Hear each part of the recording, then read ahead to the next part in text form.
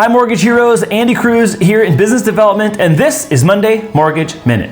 How are we already at the end of the month? January's already gone and vanished, and what a month it's been. If you missed the launch of our new podcast show, you can see it here on YouTube, Apple Podcast, or Google Podcast. Be sure to subscribe on your favorite platform and get our newest show each week. Remember last week when I said it's a blackout week?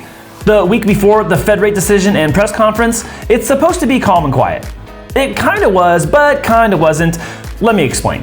The advanced reading on the GDP came out at 2.9%, which is better than expected, but not as good as the headline might suggest. It was largely driven by increases in inventory investments, consumer spending, government spending, and business investments that were partly offset by decreases in housing investment and exports. Real final sales to private domestic purchases, which strips out things like trade and inventories, generates a far worse number of just 0.2% in quarter four, which is the lowest print since crash in spring of 2020.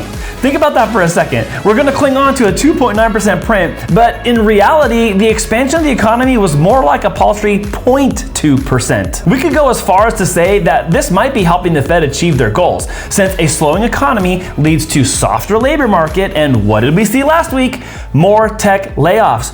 Google and Amazon were the big two, but that's on top of other cracks starting to reveal themselves, like Bed Bath & Beyond missing credit payments after having already warned us last year they'd be closing over 100 stores. So take a step back real quick. Realize that this is what we've been talking about here for months. This was expected. This is what they need to have happen in order to combat inflation. The next few months will serve as confirmation that what was evidence and projection just a few short months ago is the reality that we're facing this year, as the Fed might actually accomplish their goals, but at the expense of some breakage along the way. Want to know why I'm so confident in this? Core PCE, personal consumption expenditure. At the end of last week, we got confirmation that the December year-over-year reading was lower than the November year-over-year reading. Now, this is really important information to the Fed, and you should expect Jerome Powell to mention this specifically in his press conference coming up this week on Wednesday. With that, let's quickly review what else to expect this week. Really, everything this week is all about the Fed. So if you want to know what's happening and what could be around the corner, take note of what's being said and not said on Wednesday during the Fed's press conference. Once again, this is a week where it's really all about the Fed, the Fed, the Fed. Expect Jerome Powell to remain pretty clear. They are focused on price stability, softer jobs market, and a 2% inflation target. Other bullet points that will catapult us forward into the next round of the decisions will be the following economic data that comes out throughout the week. On Wednesday, you have the ADP report and JOLTS, which both come out before the Fed announcement and press conference.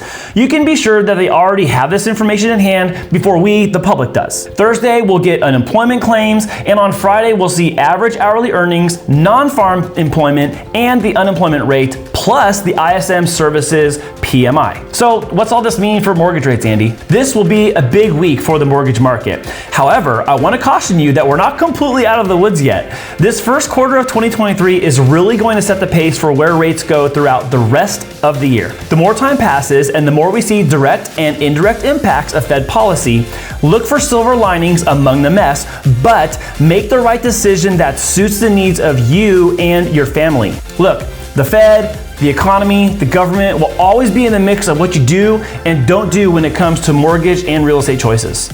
Ultimately, find a place you love, a neighborhood that suits your needs, and a payment that fits your budget. I mean, even if you're renting right now, you're likely paying the mortgage of that landlord. So you're technically making a mortgage payment, and we're only just calling it rent.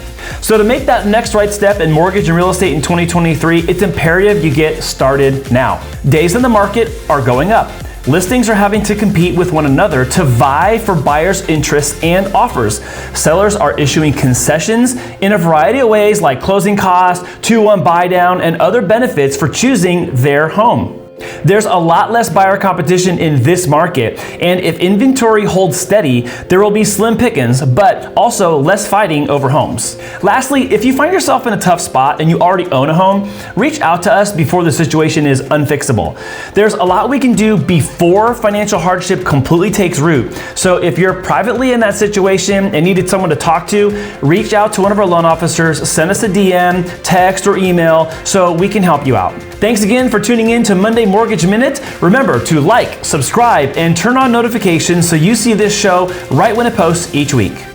Share this video with someone you care about so they can win in mortgage and real estate in 2023. Thanks for watching, and we'll see you again next week.